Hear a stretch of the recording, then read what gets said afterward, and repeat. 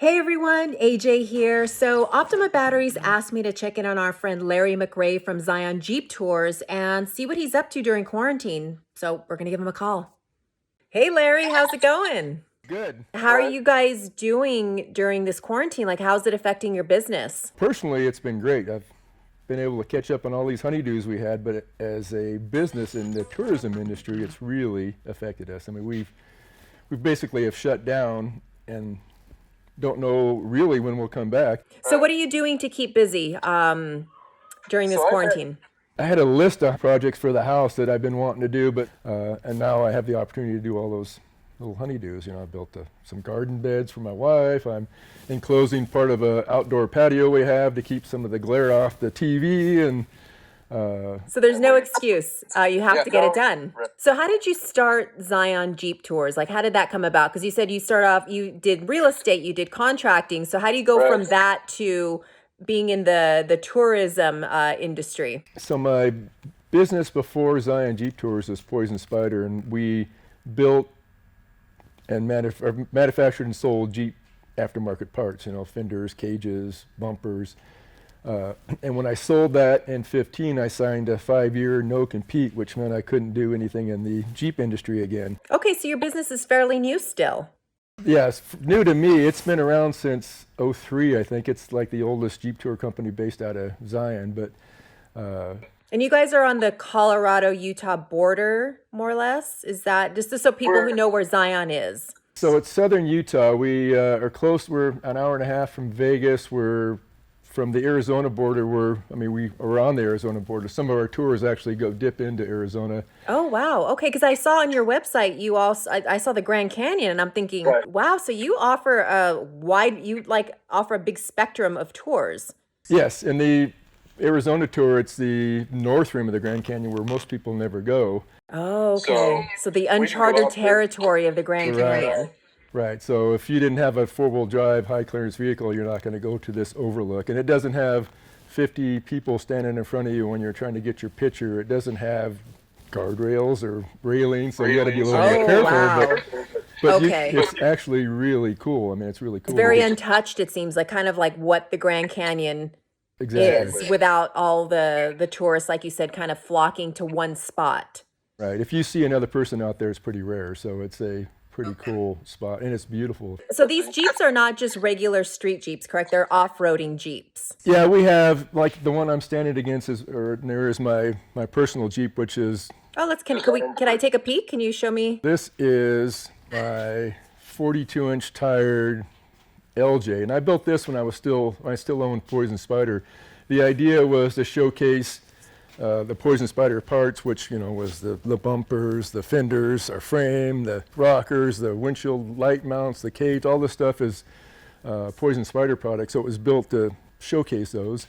But also I wanted to be very capable, so when you're on a trail, you know, you can kind of show off a little bit and climb stuff that most people can't, and that's where, you know, 42-inch tires come in. Okay, I mean, just based on the tires and the suspension alone, now I could see why you can take people to spots that are not accessible just by, by foot or by a regular car. I mean, that's going to get you to places where For it's sure, just this one untouched does. and raw. Right, and majority of our tours are like in the Jeep behind us. I don't know if you can see that. We'll do a walk around on it, but it's a multi-passenger Jeep that'll still get you out to these locations. Won't go where this one will go, but I can carry a lot more people in one of those, and that is the key to making the business survive, is a lot of butts and seats. I guess that's the key. Yeah. And this one, Optima had a contest this year where the winner got to ride along with several of their ambassadors in their respective fields, and of course mine is Jeepin', so Rubicon Trail was the prize. So there'll be a guy that rides with me, Tom. Oh, how fun. So how many Jeeps do you have in your fleet? So the Jeep Tour Company has, besides my personal Jeep, it has 4 Jeep JKs, this Jeep Gladiator, and 2 F-250s. And then we have a Suburban that we only use once a year, and that is to do the shuttle service for Red Bull Rampage. Okay. It's kind of a multi-passenger, pretty cool Suburban. It looks like a Mad Max vehicle, but that works really well for yeah, works really well for the Rampage event. How do you design your Jeeps to be able to go to remote spots and also get your the people there safely? So when I bought the company, the tour vehicles looked like typical tour vehicles, and they had canvas tops and acrylic windows, the multi-seat ones, and they were specifically built. But coming from a Jeep background, I thought there's a lot of things we can do that would make these better. Yeah. It's so hot and dry here in southern Utah that the canvas lasts maybe a year or two, and it's very expensive. So after building race cars for several years and building Jeeps, I thought, okay, I'm going to skin them in lightweight metal that'll last forever. And then you can actually wrap them where, you can't wrap the canvas. So now you can put a cool wrap on them. Yeah. Oh, very cool.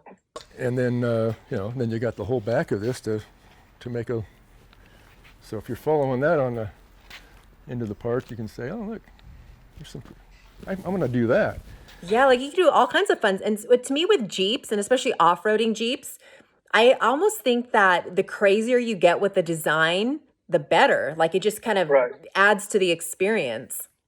And you could probably do a lot of the stuff that we do in a stock Jeep, but when these things are parked in town, we want people to look at them and say, I want to ride in that Jeep. Exactly. So we give them a little lift. We don't want too much lift because then it gets hard for the guests to get in. But we put them on 35-inch tires. Those are 35-inch KM3s, and tires are a huge expense on a tour company, especially when the average Jeep probably lives 1 or 2% of its life off-road, and these things are at least half their life, if not more, in the dirt. Yeah. It's getting to the trailhead, 50 miles of trail, and back to Springdale or Zion. So having a tire that will last several years or several seasons is pretty good. They're all going to last pretty well this year if we don't if we don't get out more. But so the tires are pretty important. And when I bought the company, the trucks were all kind of built the same way. They had canvas on top instead of sheet metal, and this was usually clear acrylic, and that turned yellow every season. So you almost have to replace that every season. So okay. And if you had a acrylic front, it created like a negative pressure back here where all the people are at, so it kept sucking the dust in, and these people would get just horribly dusty. So I've changed from acrylic to a mesh, which allows the wind to blow through, but it also catches any debris that might blow in. It's almost like a filter. It is. You can still see through it pretty nicely. Okay. But it catches rocks, bugs that would normally hit the people in the back if it was just open. But what it does more importantly than that is it creates a positive pressure in there, so now the dust doesn't get sucked in, it's blown out of there. So oh, nice. That's just one of the changes we made to help with the comfort of the passenger. But correct me if I'm wrong. I mean, if you're doing some sort of off-road Jeep tour, you're gonna want to get a little dirty. It would make for a great photo op, like, yeah, I just went off-roading and you're just covered in dirt and dust. At least I'd want to be covered in dirt. It's That's just me. So amazing to me, the variety of people that we get. That there's people that again have never seen a dirt road. They might come out in stilettos for a Jeep tour, and you're oh my gosh, as much as we try to prepare them for what they're going to do. Yeah. And if you're in the park and it's 100 degrees, it's going to be 100 degrees when you're in the back of a Jeep. So, well, Larry, thank you so much for chatting with us. And like I said, I cannot wait till the quarantine has been lifted. And I have a feeling, by summertime, you're going to be back in business. I think this is going to be over sooner than later. Hope you're right. We want to share Southern Utah with as many people as we can. So I hope it's over quicker than what it's looking like. Yeah, well, I hope to be one of those people on your tour. We'd love to have you. All right, Larry. Well, thank you so much. And I have a feeling your wife has some more items on the list for you to do. Yes, she does. I pick up lumber in the morning, so this worked out perfect. All right. So hopefully I'll see you guys soon. Okay, thank you. All right, thanks. Okay, bye.